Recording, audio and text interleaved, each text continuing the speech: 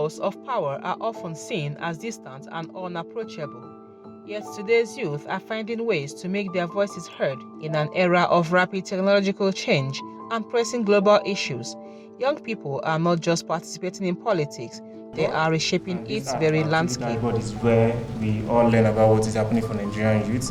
We can take the opportunity. The country in recent years has witnessed a significant shift in the political engagement of its youths that constitute over 60% of the nation's population. From the streets to the chambers of legislative houses, youths are beginning to assert their influence, demanding representation and championing policies. There's this strong consciousness on the side of government where they now think about youth. Like the program I was just coming from, one of the youth said, build a youth, build a nation, destroy the youth, destroy the nation, ignore the youth, lose election. So right now, we are having every leader in government, both old and young, having the youths at the center of their policies, knowing that without the youth, you can't even win election again. So that NSAS, what it did is that he exposed the strength of the youths. He exposed the strength that we have. You know, we only talk, we don't act. So that was the first acting, the first action of the youth. And it really threatened the forces that have held us in oppression. So they now fear the youth. Before, a youth is just like the people that can be used for thuggery and all of that. Now, they are very conscious. They don't just do anything. Before they even bring out any program or policy, they have to think about what the youth will say. So I think the NSAS really achieved a lot for the youth. And since then, the youth have been speaking and we have been participating seriously. That is what now prompted the kind of participation the youth had in 2023 general election. When you use young persons for protest, for example, you know that Nigeria protest that involve the young people, at the end of the day, it doesn't end well, because the purpose of targeting a particular issue to make a protest may be defeated because of violence, people coming with violence and all of that. But at the end of the day, you find out that what you are trying to achieve for the target, you may not really get to what you really want to achieve. Nigeria's political sphere, long dominated by older generations, has seen a shift with the Not Too Young to Run campaign.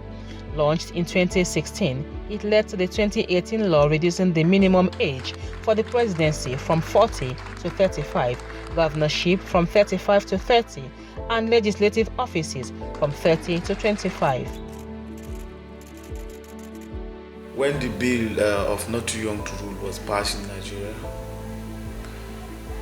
many youth were actually glad about that, and all the thought was it's going to give the youth a space to participate in politics. It's going to give us a chance to participate in politics. So if you look at that time that bill was passed, so many youth were, they were, everybody declaring his intentions and the rest. They want to participate fully in politics because the law of the land have given the backup, have given the youth a backup, that you can contest for an office in as much as you have the ability, the capacity to showcase your leadership skills. But secondly, the issue of finance is another major barrier that is, is setting the youth, giving them a setback in participation in politics. You're gonna see a young comrade, very agile, very vibrant, with these vibes of taking the mantle of leadership. But when it got to the financial aspect, here comes consultations from the older politicians. it is unfortunate that even after making these consultations, you will, have to identify with some terms, and if you don't agree on those terms, you will not get the support. And as a comrade or as a young leader coming up, compromise should not be, a first step in making such decisions. What did I mean by compromise? As a young comrade, a young leader coming up in the society, in the community, gaining relevance from their people, I think the number one thing you're supposed to do is to protect the interests of the people. And as a young leader, you're going to go far if you adapt to this. This change has encouraged the young Nigerians to pursue political roles, with some winning seats in the 2019 and 2023 elections. Youth participating in politics in Nigeria today, it has bring a lot of progress and improvement in our society and Nigeria at large. Before now, I know some of the youth have been participating in politics, and even before the enactment of the not too young to run in politics, like my humble self, I became an honorable councillor to represent the good people of Paiko Ward under Walda Area Council of FCT in the 2010. And as young as that time, I was at the age of 25. So I was elected as a councillor, and people gave me mandate to represent them at the council chamber there, which of course, that have gave me much morale. I also talk about the youth EBDEX. All those are process. By January, you are going to see it. And by January, the president is going to be launching the Nigerian Youth Academy. We need a lot of initiatives. What we are saying is this. In every ministries, agency, parastatals, we have thousands of initiatives that the young people are not looking at. We have millions of initiatives that are just lying there. And the next thing is that they will come, government and progressing and all that they have done this for the youth, they've done this for the youth. And we cannot say it. Like I've always said, we can't see it, we can't touch it, and we can't feel it. But we have a government now, and we have the young people, we have the youth in charge of the ministry. And we are together, we are working together with political parties, with ethnic groups, leaders, with the ministry, with the civil servants, and we are begging because we have a capacity to beg and said, please, this must just happen. The NAS president going all about and talking about net fund, and we are saying that, see, come on, it is for us.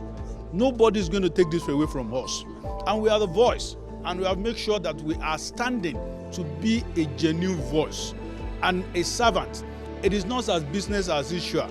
We have go away from that era that they say government, they will talk and they won't do it. It is time to do it, and we will do it with all of us, not even us alone, everybody. We are calling you, bring the initiative. Our doors are open and we are ready for business. When we, the former youth, were on the street saying that this must stop, bridging the gap, and said no, there's a lot of gap between the government and the youth. When we are doing this, we are doing it in the level of we are former youth. But when the informal youth, those people that nobody is talking to, the NRTW, and just last 2 months, you can see me for the first time, a minister in the Tricycle Owners Association office in Abuja here. And we are moving closer and we are getting it down to those youths that are in the grassroots. And don't forget, I'm coming from the grassroots. I can never forget where I'm coming from. So it is down. It is very soon. We will see implementation. And I can promise you, from February next year to December, your news people will call us that what is happening, because you are going to be hearing the initiative for Nigerian youth,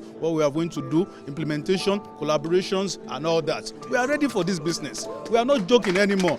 The time for English and grammar is over. No roadmap. We have a lot of roadmap that has been built for over 40 years. We want to put those roadmap and start hitting the road.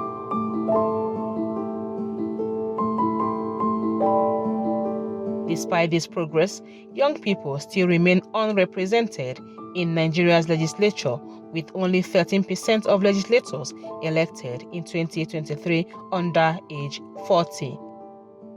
we have 896 youth initiatives.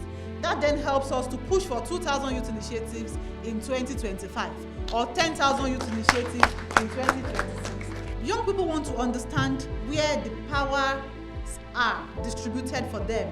And what I mean by powers is, what is the capacity that each ministry holds when it comes to youth development? For a very long time, all of us, I would say all of us, including me, believed that the Ministry of Youth Development is the only ministry that is responsible for young people's progress, growth, development, or the only ministry responsible for youth initiatives. But then we found that the Ministry of Youth Development only holds a small fraction of the youth initiatives that we found in the 2024 budget cycle. And so it has been before we even started monitoring. And so when you see your Minister of Youth Development, you have to be kinder to him. When you see your national youth leader, you have to be nicer to him. Because the initiatives and projects of youth do not all sit in his ministry.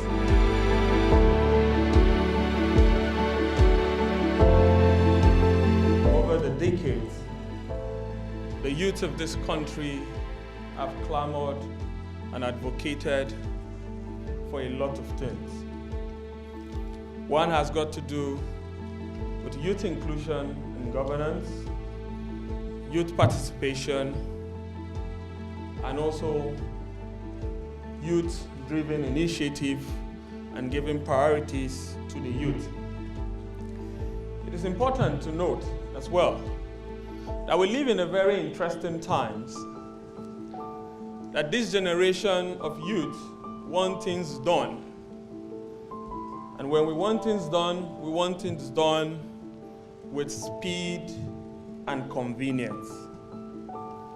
And which is the reason why I am very, very excited to see what our host is doing today and what she's launching.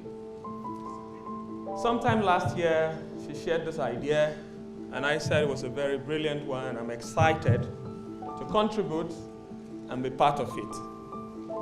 Reason because I believe that this platform will further advance the agenda of the youth of this great country.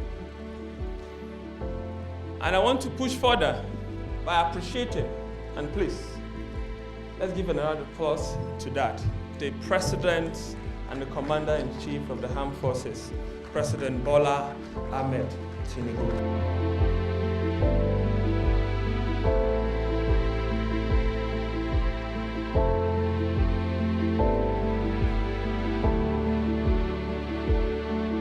Let me tell you what I found out when I was youth minister. I found out that through our budget, 19 different ministries have a budget for youth development, running into 13.6 billion naira, at least in the last administration. All these projects ought to have been executed with recourse to the youth ministry. But I'm not sure more than one or two ministries really related to us. So they're taking this money on behalf of the youth of this country, and they're using it for other things. So this dashboard, go after them.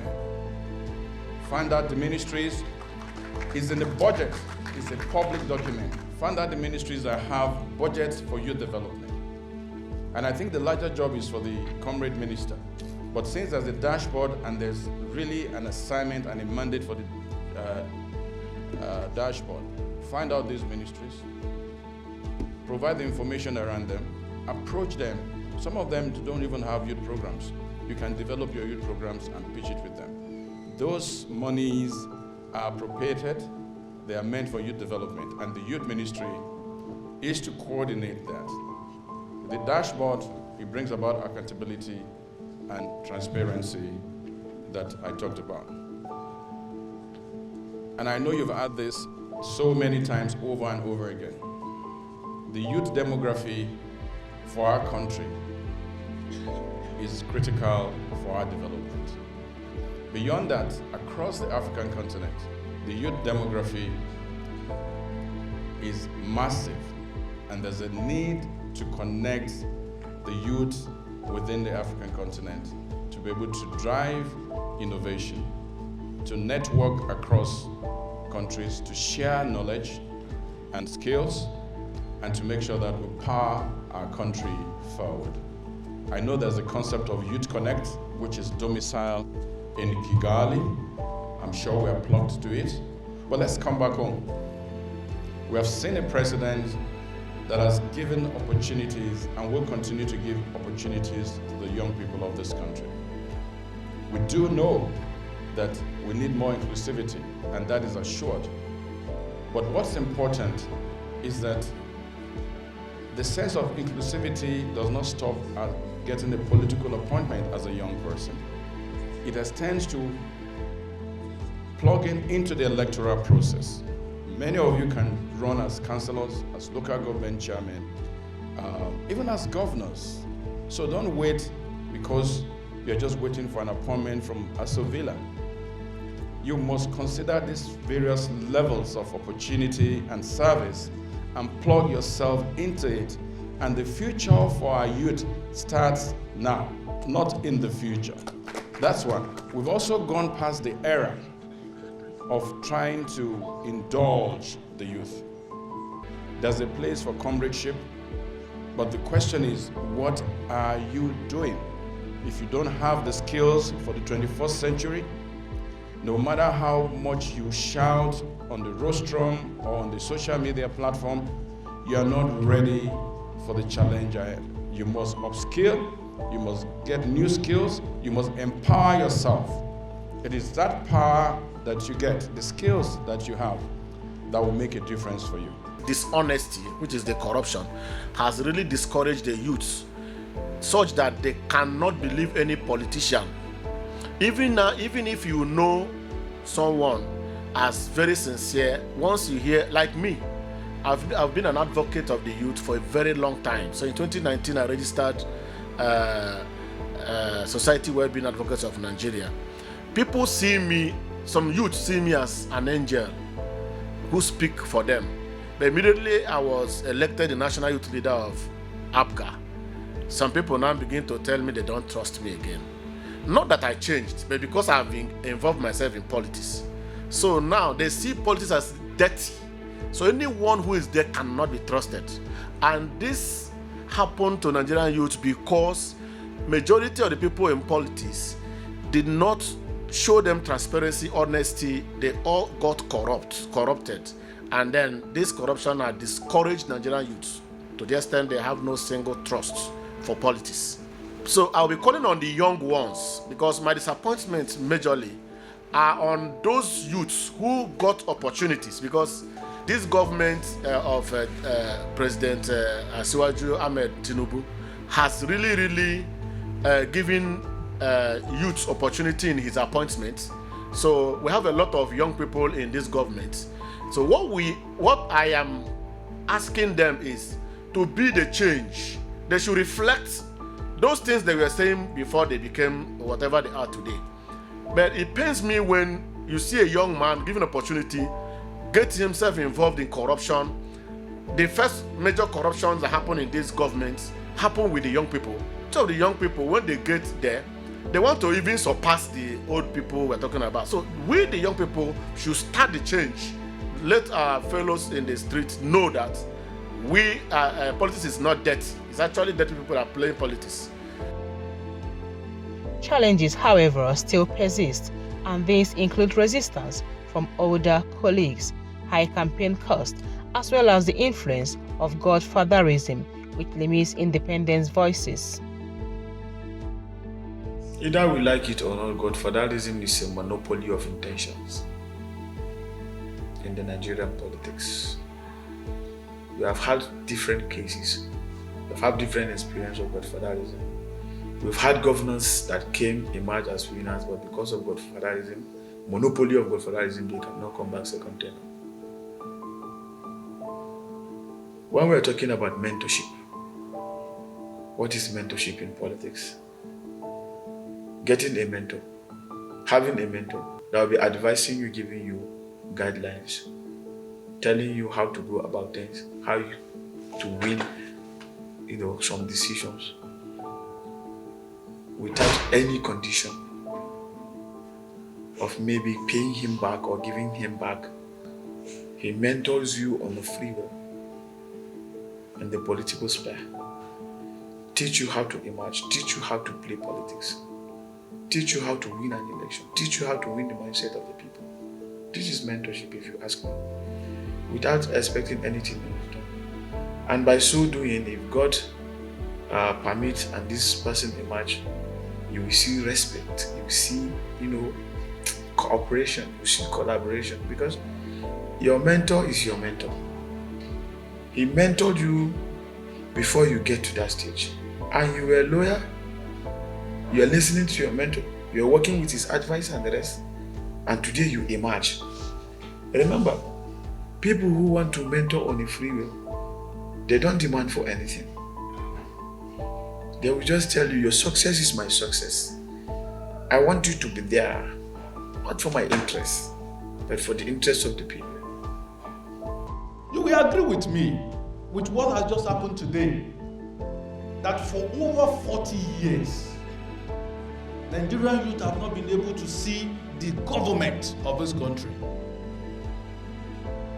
Nigerian youth have not been able to see it in any form. It has never happened to any one of us. Nigerian youth have not been able to touch the government in any form.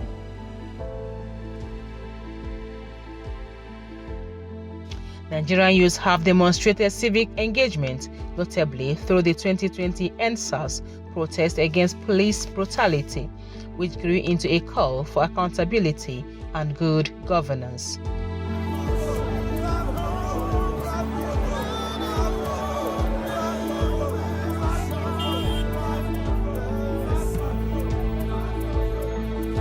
I was just happy and inspired to see how many people came out, and it just made me know that it's about time.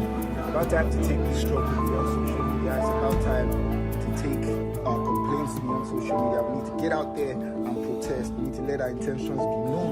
We do not want SARS anymore. We're not asking for a reform. We're not